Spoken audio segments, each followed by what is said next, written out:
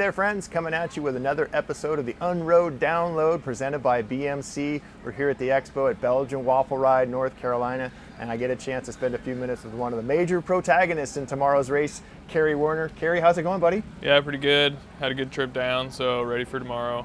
Nice. Let's go back, if we can, to BWR San Diego, the first leg of the Quadruple Crown.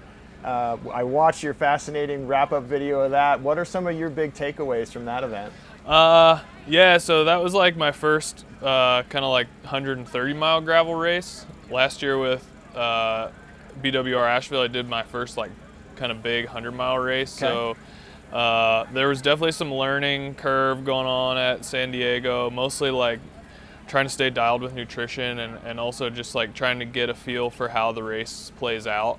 Some of that was terrain dictated, but also just like, you know, over a 7-hour race, there's going to be some lulls and then some spikes in terms of the pace. So just kind of getting a feel for that and like riding the waves throughout the race. I also hit San Diego.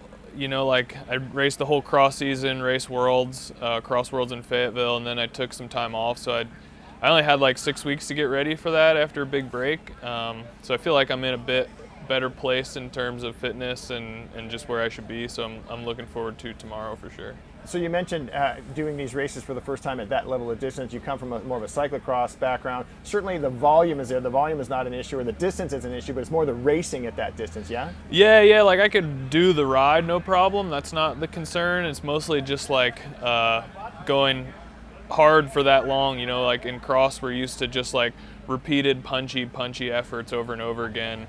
Where here, it's just like longer threshold, kind of like low VO2 stuff for longer sustained periods of time, but then also over a longer race. And so like got to stay really on top of nutrition, especially to be there at the end of the day.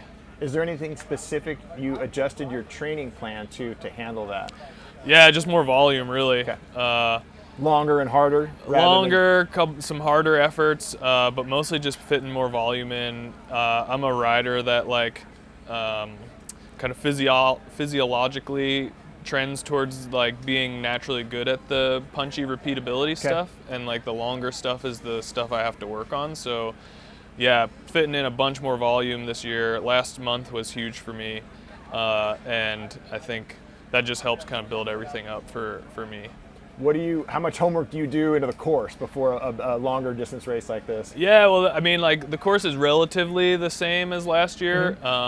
We do 2 laps up Pinnacle, and I know there's that extra bit of single track at the top, which obviously suits me. Technical handling is like my jam, so the more techie a race, the better for me. And it seems like there's a little more single track in than last year, so yeah, hoping that helps me save energy, but also gives me an opportunity to like be towards the front when it matters. You mentioned before we started recording that you run skills clinics for folks learning how to get more comfortable on the bike. Yeah. What would be the best tip you could get somebody getting more comfortable in gravel and even in racing situations or just riding technical terrain like that? Yeah, I think the big thing, like this blend between mountain biking and road, right? Like you can be a good cornerer on the road, but then you put like a loose surface under those tires and everybody kind of like gets really scared. So I think like first working on great cornering technique, but then also like using brake control and speed control helps a lot, just because I feel like that's where most people find trouble in the looser terrain, is when they kind of don't check their speed right, and then all of a sudden they got to slow down and they can't because it's super loose or something like that. So yeah, I think like downhill cornering is the biggest part. Maybe also like staying light, so you're not like compressing tires and pinch flatting. That's a big good descender can put almost as much time on a gap as a good climber can going up, right? Yeah, exactly. And there's a bit of fearlessness that comes with that too, right? You got to be able to send it and trust your send, I guess, right? Fearlessness and risk. Like, I mean, the faster you go, the more likely you are to not see that rock and unweight for it, and then you're pinching. So, you know, there's definitely some inherent risks that you kind of trade for lack of ability to climb super fast. Yeah. But at the same time, like those climbers, if you get that gap, they have to work super hard again to then close it down. So there's definitely a balancing act, which is why I like these kind of races. You know, it's not all about fitness, it's not all about technical stuff. There's a little bit of both that kind of balances the playing field. Right. Well, let's talk tech a little bit. We got to get into the bike. We don't have a bike to show, but Sherm is here to stand in. He's been a good boy here on the set the whole time.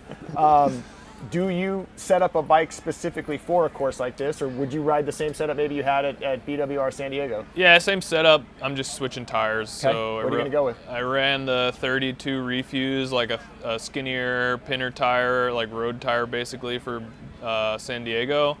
And here, going to go with a 40C Maxxis Receptor. So file tread on top, you know, super smooth with a little bit of corner knob, and that's what I used last year.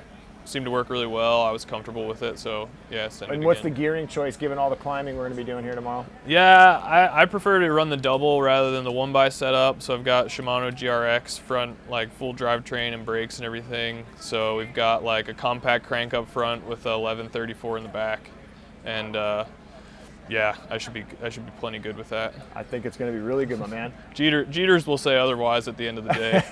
Well, it was the decisive point last year, yeah, so I'm exactly. sure it'll play the same out this year. Yeah. Well, man, we appreciate you. Good luck tomorrow, and we're really glad you joined us. Thank you. Yeah, thanks. Kerry Werner joining us here on the Unroad Download. We appreciate you being here, folks. Presented by BMC all weekend long. Got lots more to come. Thanks for tuning in, and be sure to watch us tomorrow on our Unlive coverage.